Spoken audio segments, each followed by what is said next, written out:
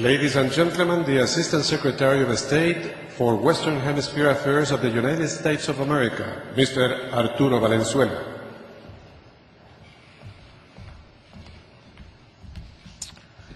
Thanks very much. For me, it's a real honor and privilege to join you in celebrating the life of a wonderful friend. I first met Gerardo in Haiti.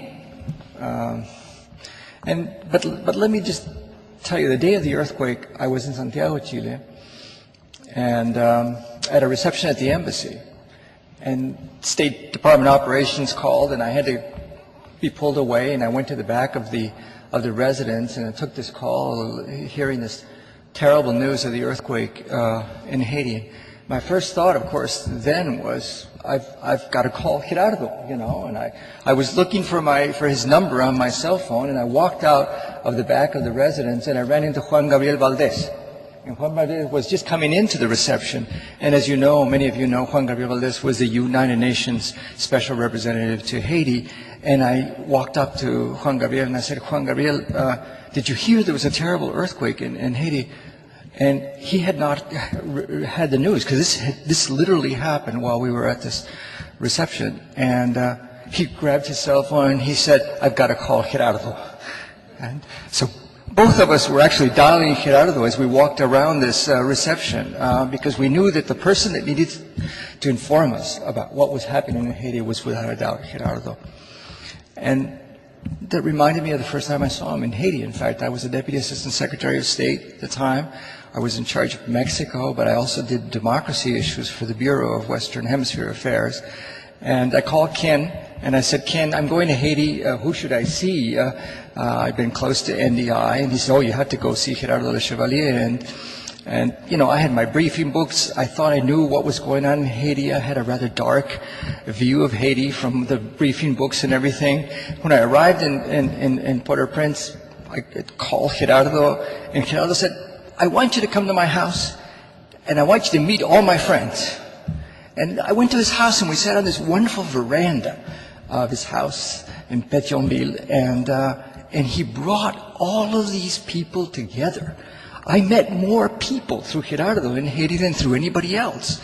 And we had these wonderful long discussions, and it was all the social democrats who had been against Duvalier, and it was other people who come up more recently. It was from right to left. It was Sergil, it was Benoit, it was Maniga, it was, you know, Gérard Pierre-Charles. The whole political fauna of Haiti came to Gerardo's porch. I learned more about Haiti through Gerardo than through anybody else. But I also learned another thing about him. He loved everybody, you know, across the board. Left, right, you know, dubious backgrounds on something or other. He always saw the redemptive quality in people. And it was a redemptive quality that was rooted in an enormous belief in the power of democracy. Democracy bringing people together. Rules of democracy making it possible for people to have consensus. It was wonderful.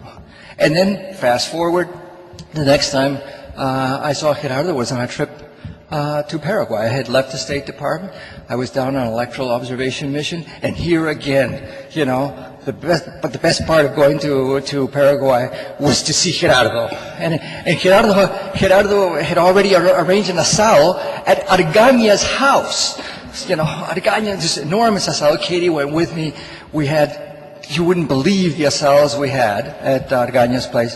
And he was working so hard to pull Argaña into a democratic kind of mode. You know, he believed that out of the depths of the Colorado Party, where there may not have been too many sort of fibers of democracy, he was going to help build the notion of democratic consensus.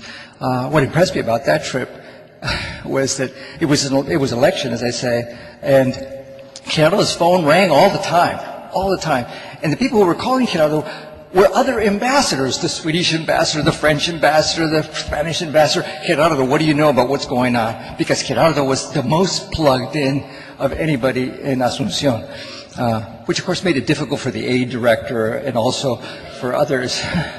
But that's the way he was, you know. He just had an instinct for people, an enormous commitment and faith in the unredeemable, you know, sort of. That's why, as Jose Miguel said so well, he was always happy.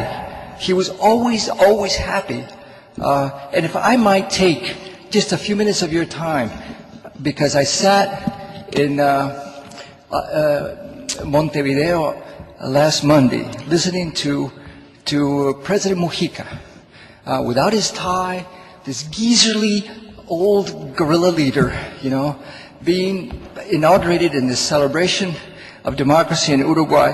And I kept thinking about Gerardo because Gerardo would have celebrated Mujica's words. Gerardo's life was what Mujica was saying. And if you don't mind, let me just read you very briefly from the opening lines of Mujica's inaugural address. He says, "My legal knowledge, extremely scarce, prevents me from elucidating the exact moment when I stopped being president-elect to become just president. I don't know whether it's now or in a while or when I receive the symbols of command from my predecessor.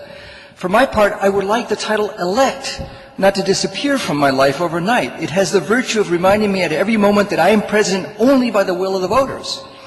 Elect warns me that I should not be distracted and remember that I have been ordered to perform this task, to rule. Not surprisingly, the other nickname for presidents is ruler, head of state, if you will, but commanded by others, not by himself.